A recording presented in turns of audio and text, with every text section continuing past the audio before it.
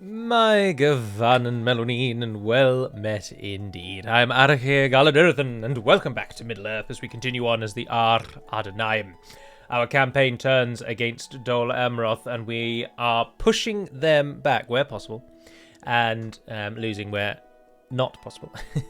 Our army took Dol Amroth in the last episode, which was, of course, a long live stream, but we succeeded in killing Adrian. We also are soon to succeed in killing the now faction leader Imrahil, which will mean the passage of the princedom, the princeship, is a princeship a word? The passage of that, their leadership, will pass to Elfir, the eldest son of Imrahil, and I believe the only one who's actually mentioned or named in the books. Imrahil then has had other children, of course, because this is based on medieval too, and you can have many children. But that is where we are. We need to continue our momentum going while we've got Dol Amroth on the ropes. So Gimmelthon is getting an army. We are recruiting it as we speak, but it is going to take a few turns to come through. We're taking our Pharazon's camp as well while we're there, and we're also bringing over a couple of generals to act as governors, if memory serves. I think that's why I'm moving them over. Can't quite remember. I think I was bringing them over as governors. Time will tell. My lord. But we shall see. We've got a strong army at the Gate of Kings and a strong army in Gelabrin just to stop Dol Guldur getting any ideas, because every time I remove the garrisons, Dol Guldur brings their army in. And we just can't have that. We've also got an army over here just hopefully trying to ward off Isengard and keep that side free. So those troops aren't going to be used anywhere else other than there. But I think we might be at an end turn. Yes, my lord. There's 5 turns to the surrender of Ethring. Oh, and the other thing, if you didn't catch the live stream, is Gondor are dying. Gondor are basically going to die without us. So this is very much going to be a Dol Amroth fight. Isengard, as you can see, are besieging Lond Gallen, but they have also taken everything west of Lond Gallen, and by that I mean Anulond. I don't think Tharagrondost nor Belorn are in Gondorian hands anymore either, so I think this represents Gondor's last stand. Very disappointing. They're going to reclaim Atheland, though. Well, not Gondor, but Dol Amroth will. Nothing we can really do about that, as we now wait for our reinforcing army to come down and take Minwether and Lynn here, and then we have freedom to move these two armies about and reclaim all of this land. But we need to stop Dol Amroth from crossing the Ithir Anduin, the mouths of the Anduin, and we can do that by either taking Minwether and holding that again, which we should do because we renamed it, so it's ours by right. Conquerors, right? And then sitting troops on the mouths of the Anduin, or maybe moving over and taking Terathoros and sitting and holding there. But at the moment, we just won't know. This fellow over here is waiting one turn, so we do just simply need to end the turn and go from there. So let's crack on.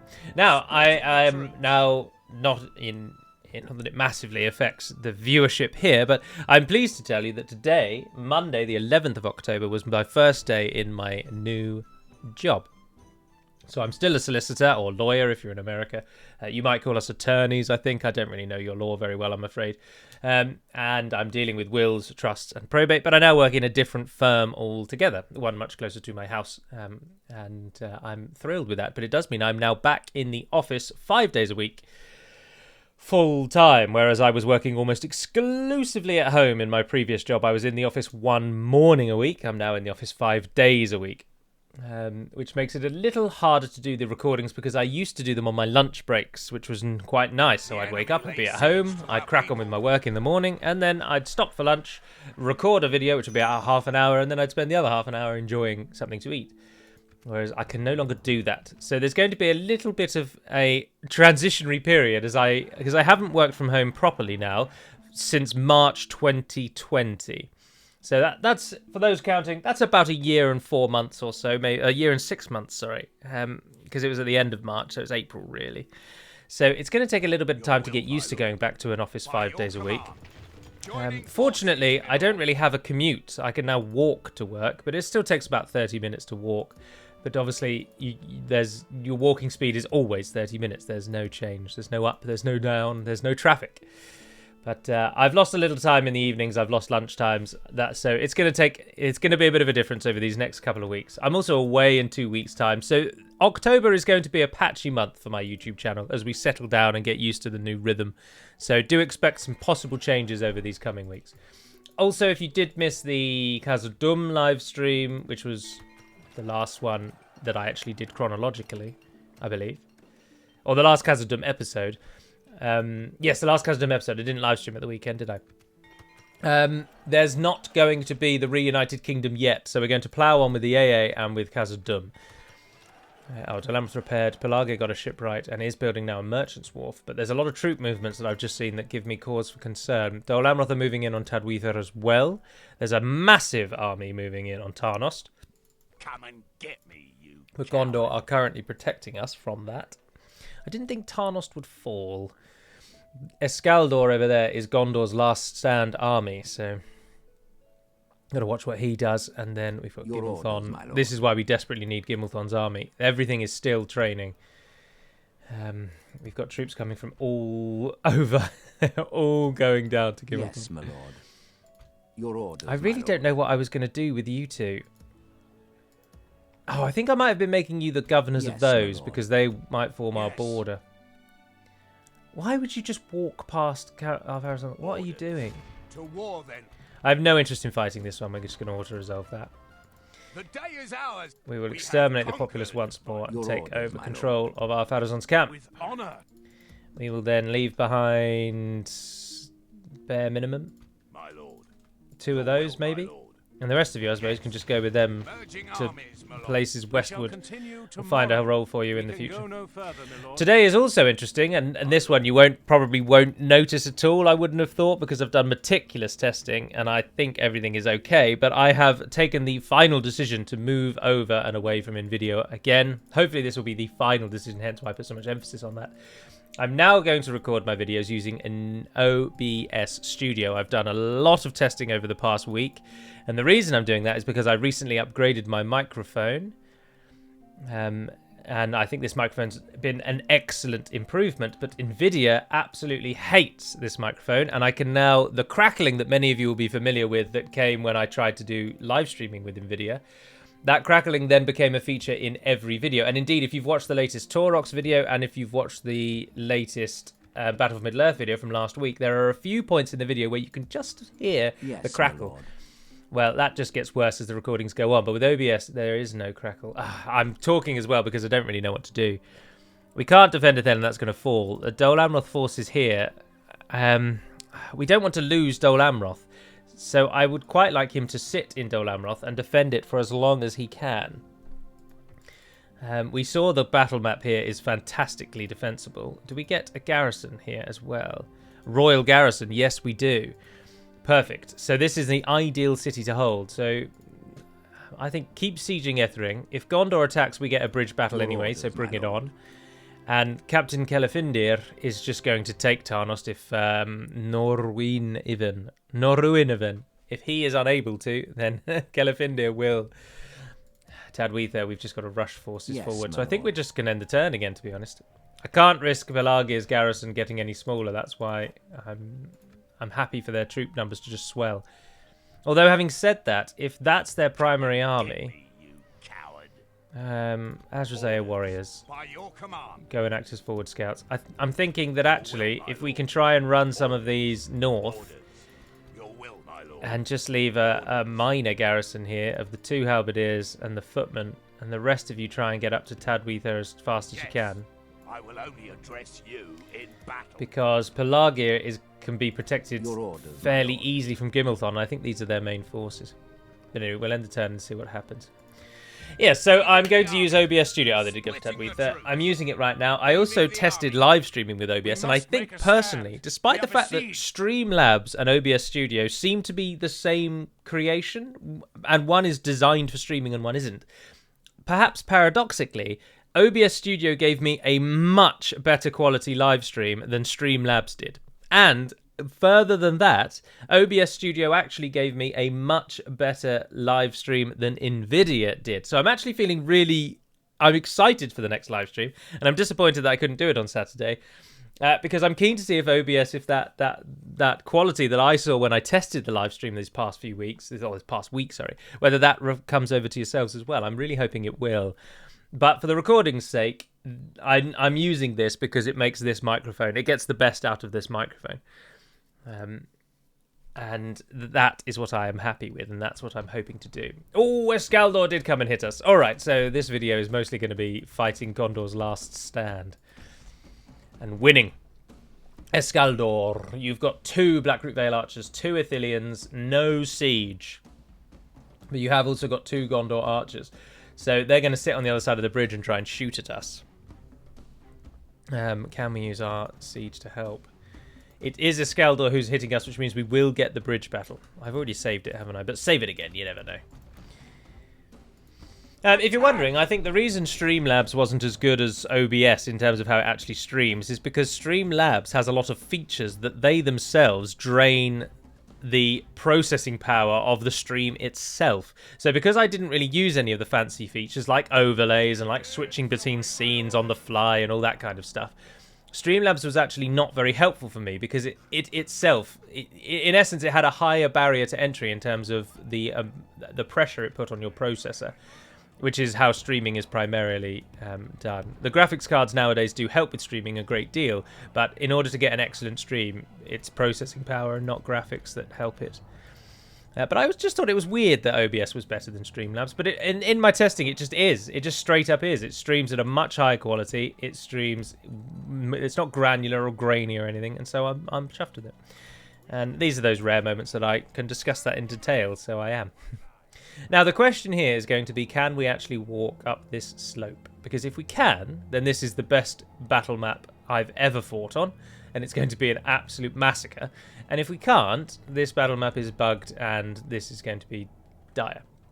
But I think the siege is perhaps a little too far forward, or perhaps too on the wrong side is better to say. Let's put the archers over here. We want to try and make sure that only our ranged units are used and the enemy's ranged units don't do anything. But the problem here is that obviously the pikes are the best units to go forward and hold the line, but equally the pikes are the units you do not want to be taking damage from the enemy. So we should say, oh, and our Gimmelkart leads, by example. The enemy have brought up more men. I don't need you pikes to block the bridge because I don't think they're going to... Oh, are you Baruthiel's Watch? I thought you were javelins. They're already shooting at us. Before we're even in position, they are already shooting at us. We've lost a pikeman. We're going to lose so many pikes. Holy hellfire. Yeah, we are. The pikes are dying by the 1,000. Oh, it's also getting a bit of odd lag there. As the AI works out how it's going to cross over this river. You are just going to die. Those pikes are just going to die. There's nothing I can do. All we can hope is that the enemy's melee forces sprint maybe across the bridge, get to us a bit quicker, and then they'll stop shooting at us. Oh, we haven't lost too many. 20 per battalion. That's all right. We'll take that. Ballister crew, will you just shoot who I tell you to shoot? Fire at will now, then. See if you go. It's these forces down here I need the arrows to hit, please. There we go. That's not a bad Ballister shot. But you're a little bit too high up, so you're not getting the usual path of fire. Oh, but you're doing all right, though. And we have killed 15%. Lots of arrow fire coming in. They are still shooting at our pikes, which means they are killing themselves. Oh, the Benin Marines are just running through. Oh, Baruthiel's Watch has been targeted with archers. Who can shoot you from there?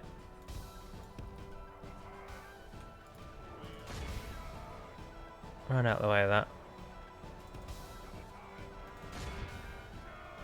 Baruthiel's Watch, let's go. I told you to run for a reason.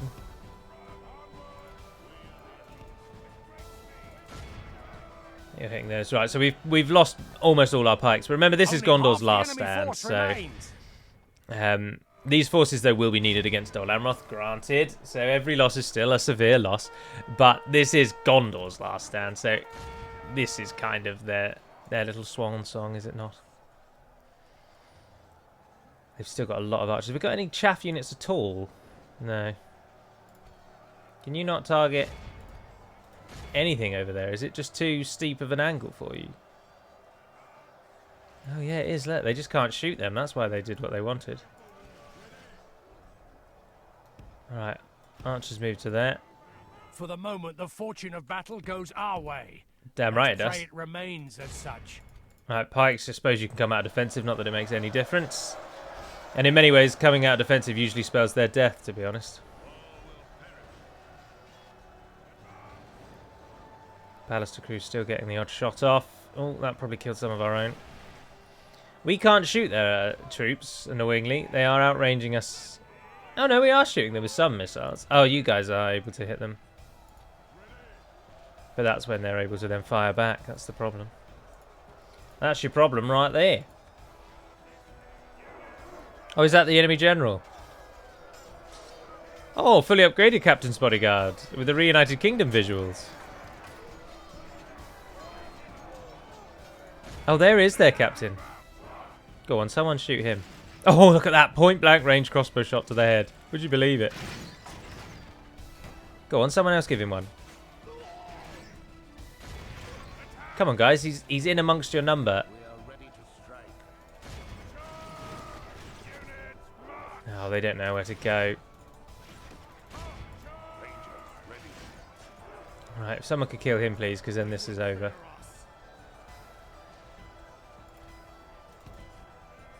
Right, send in support.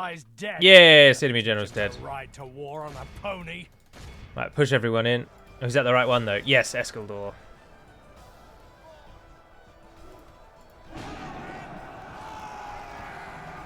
There we are, they're all routing. The enemy army flees the field. Pursue and run them down. Okay, so the archers are the only thing left, and the archers are charging at us as we speak. Routing immediately. We've captured the enemy's general. Routing immediately. Teach the cowardly dog to turn tail and run. That's good to see. Charge everyone in. Just stream into there. Oh, hang on. Is this the reinforcements now coming across? The ones from the city?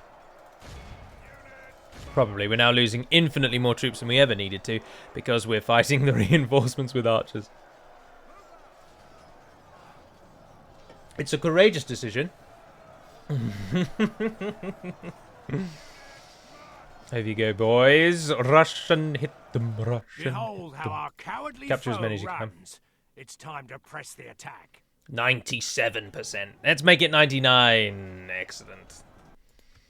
Our foe Heroic victory. is I mean, that's utterly 371, but the vanquished. 371. Let all who remember this day Damn shame. remember it as the day of our most glorious victory. 385 kills, Baruthiel's watch. Far and away the best. Almost twice as much as their nearest and dearest. Their second place at 203, Nardubawib. The Faithful, 96-78. Faithful just got steamrolled. And then with the archers, whoever we sent forward was always going to die. But the Faithful are the best at holding the enemy in place. The pike lines just hold very well, I find. Shield wall holds the best, of course, but you can't put everything into a shield wall, so pike lines will have to do. And they have held, but alas, at what price? At what price? We captured Aragost, and we captured so many of them that we could make 5.5 grand. Well, we'll kill all of them. An honourable, Exterminate the populace of Ethring. victory. My lord, our At your service. At your service. As you command. Dale is under I'll siege. continue Fenris once I Dronan's have rested, assaulted. sire. We are the I shall most advanced continue faction. tomorrow, my liege. We are the Bushmen. Construction complete. Farming done. Karasas got a guard barracks. That's nice to see. Bum bum bada bum. And Saragost got a dark sanctuary all the way in the east where no one cares. Saragost got a dark sanctuary. Let's remove those if we're going to get a Mason's Hall down the line. Where our runic allies are pushing the forces of Khand back across the plain. Yes, Beyond my lord. our thought. orders. We will shortly... Oh no, I don't think we'll lose money soon enough, actually. Oh look, we finally get some real elites. 3 glorious elites. Minas Morgul has another unit of cav coming in a moment, and then the rest of the army is training. I did build a full 20-banner army, so every unit has a purpose and has a place. I do wonder if U4 should be swapped out for a worse group of 4, but then again, I think about it and I just think, yeah, it's not really worth it, is it? Mason's Guildhouse there. Gate of Kings, Dark Temple, Guildhouse, and... Oh, you haven't got the meeting hall first. Get the meeting hall up first. Let's keep expanding the free upkeep we get up there. Osterthiel's got 6 turns. I think we should probably press on Osterthiel. Oh, goodness gracious. Your will, my lord. My lord. Yes. Your orders. Right, so what I was saying about Pelagia not being attacked, ignore that. Ignore everything I said about Pelagia not being attacked. Anything that could be used as a scout. Anything chaffy. 54 of them, 33 of you. Orders. As you wish. By your command. Victory in your name. Why'd you lose all sight if you go into a fort? That's rubbish. Make camp here. Right, there's Methras. That doesn't have a garrison at all. So I think you probably should use this opportunity Your will, my lord. to go and kill Captain Ecthelion. And build a conscription camp if you can, and then upgrade it to the next one after that as well, because that would be really helpful. Yeah, we're going to need to kill Ecthelion, so that's a fight we need to do. And over in Ethring, you can merge your forces together. I don't think Ethring is worth holding on to. Definitely don't want chicken farming. Blacksmith's not the end of the world. Mason's Guild's helpful. Governor's Quarters, Baluster Maker, we'll get rid of that.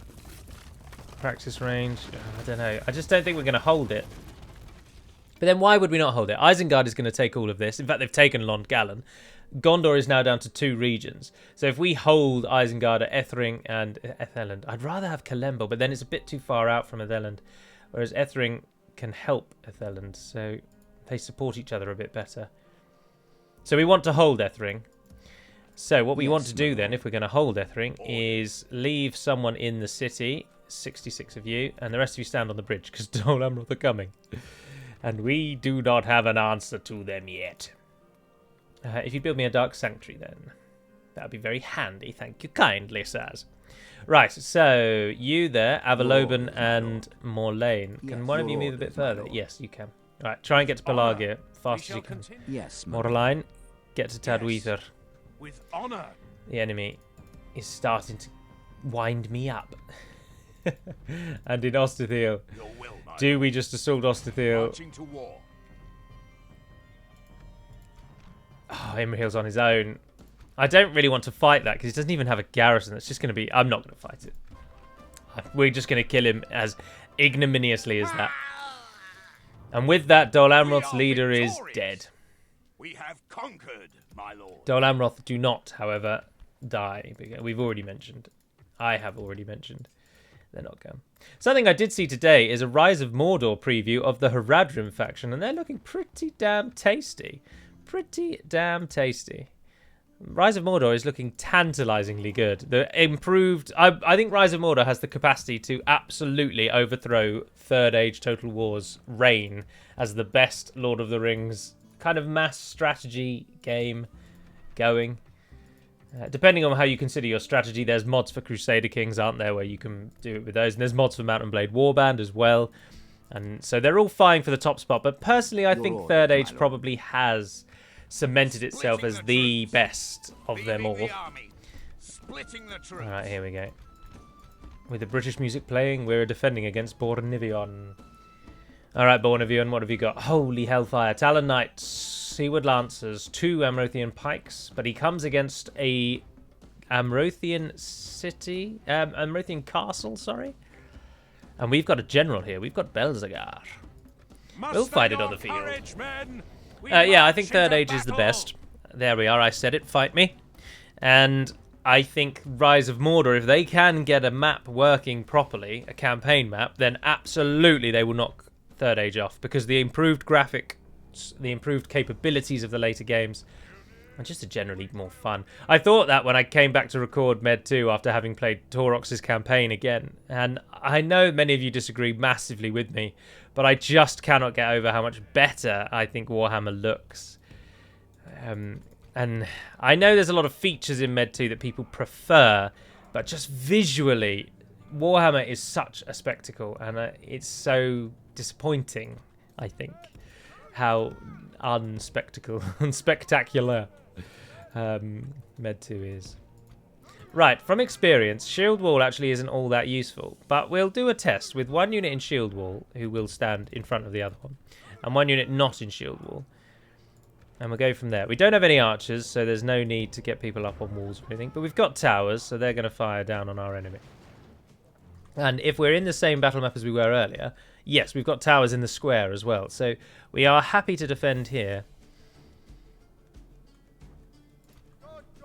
So halberdiers block the street. Can you go a little bit over to the right? Yes, you can. Halberdiers, you're going to block the street. Territorial guardsmen. You are serving the true kings of Gondor now, and you will be called upon to serve with all your fury and might. Give your old rulers something to write home about. Talonites are taking the towers. That's disappointing. That's not necessarily, actually, because that means the towers can shoot at them. He says there's the towers. At the walls. Repel the Two. attackers. It's not too Give bad. them steel. As many Talonites as can be killed is worthwhile. Oh, the battering ram's gone down. Oh, and it suddenly turns from a difficult battle into a guaranteed win. There isn't a second gate, so they don't have to get the battering ram through. So they can do it with just the towers, which is why they've not bugged out completely. But their 2 cavalry units are now no longer useful. And the Talon Knights aren't reacting to the fact they've not got a battering ram. Oh, here they come. Talon Knights are going to kill our defenders. So I wonder if it's better to send our defenders up onto the wall and flood into them, or is that just certain death?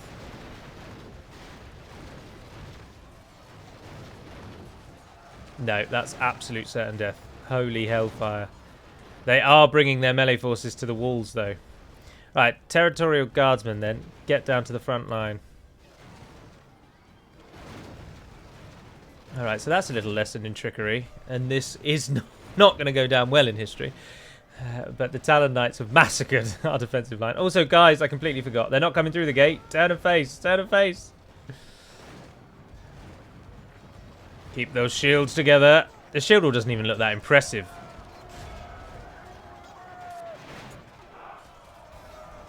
Those Talon Knights could do just so much damage. I dread to think how much they could do to our infantry. If we continue like this, we will smash the enemy.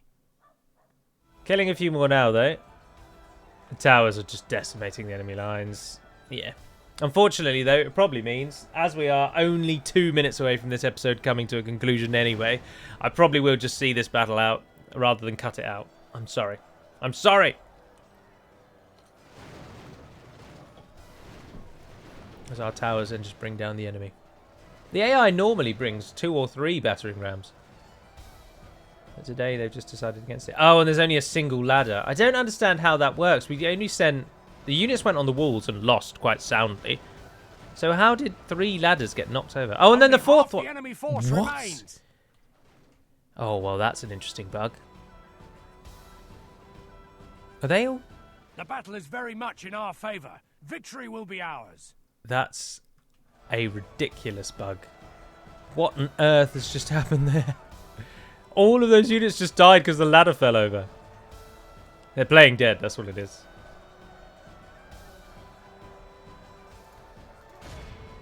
Talonites down to 17, 16, 15.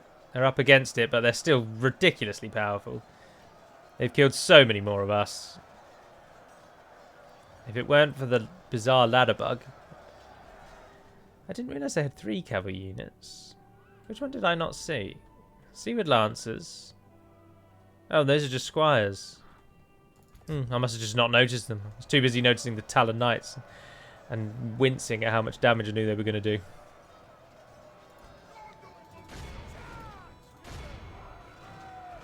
Oh, tower gets back involved again. Oh, and then the last ones are getting picked off.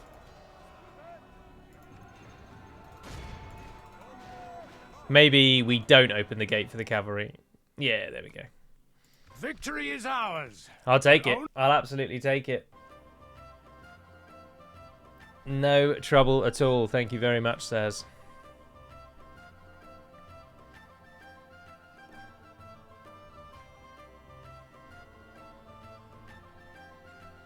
We're going to see that city soon in the Amazon series. Well, soon. It's in a year's time. Tyrion upon Tuna. The great city of the Noldor. Preparing to ambush. Glory, No, honor, victory. Odir. Pelargir is to defend itself. Oh, speaking of defending oneself, and speaking of the Total War series, recently, as in yesterday or possibly today, they released a video detailing how sieges are going to work in Warhammer 3. And to give you a brief summary of it, the city battle maps are larger now. There are more points of attack. Once you're actually past the walls, it's a lot longer to walk to the town square. So you no longer just climb the wall and then, oh, look, there's the square about one road back, or one block back for you Americans. And there are layers in the cities now. So even as the enemy moves from the wall to the town square, there are high points that can't be accessed by the enemy until they get to the square, where you can put your archers to shoot down on invaders as they move through. And perhaps the biggest change is you can now buy blockades, towers, and traps to place throughout the city, so that if your walls fall, or rather, it's a Warhammer siege, and they aren't changing them that drastically, so rather, when your walls fall, you can fall back and defend in stages as you go along. Gondor just got its last stand, and that's the last stand that says Gondor has run out of troops. Oh, it comes down in over there. That's good. Still lots of Khand is under attack, so Khand are about to die. Eastlings have taken the top slot from me. I don't know what Dol Amroth are doing there with Celefindir. And Pelagi is under attack. Arobin. Oh, and Dol Amroth's army came through from the north there. Okay. Yes, my lord. Right, Avalobin. Go to Karasas for now then. Your orders, my lord. If you can get through to Tadweether, regardless, take all those forces as a garrison. You're going into there, and you're going into there, and then you're only waiting on 2 more units. One's coming from there, one's coming from there. And we still make good money. So we need to start filtering some units into here, I think. You can give me another Naru. No, your Royal Guard, that's a general's unit. I'll take the Knights. And the footmen and the halberdiers, and put them on Ostithil instead. Kadar and Gimmelton, what can you give me? Oh, you can give me some good units. Yes, please. I'll take all of that. Yep, and move that all to Ostithil. So you two can float Ostithil. We've got a couple of trash units we can send down. I can send all of them down as well, actually. If you can all just try and get to Ostithil. And can you finally get some good units? A couple of crossbows. Got halberdiers and footmen. Yep. Why does Kyrandros hate me so much? That's bizarre. Farazon's camp. We didn't list your things to be repaired. That's a shame. Anything we don't want here? No. Otherwise it's all fine. Killed everyone off, so it's not going to have anyone in it, and it's got none of our culture, so it dislikes us greatly. No issues away to our east, though, of course, because we allied with Rune, so there's nothing coming from that direction. So we needn't worry ourselves, but that is going to be where I'm going to end the episode. So I do hope that you've enjoyed today's episode. I do hope that the extra clarity from our microphone is received well, because of all the hoops I've had to jump through to get this bloody thing to work. But I prefer the microphone, and it works a lot better for Discord as well, which is a side note, but it just does. But anyway, have a lovely day. There's a Battle for Middle-earth episode coming out tomorrow. Torox was down one video this week, and he unfortunately has already suffered one video because of my moving into my new position at work and not wanting to record on Sunday, which is my last day of freedom. So, because I'm a child, I don't know if I've mentioned that before, I have the mentality of a child. But anyway, for now, that's going to be all. So thank you very much for watching, and until we speak again, dear friends, Nevar Naden Perimad Melunin, and farewell.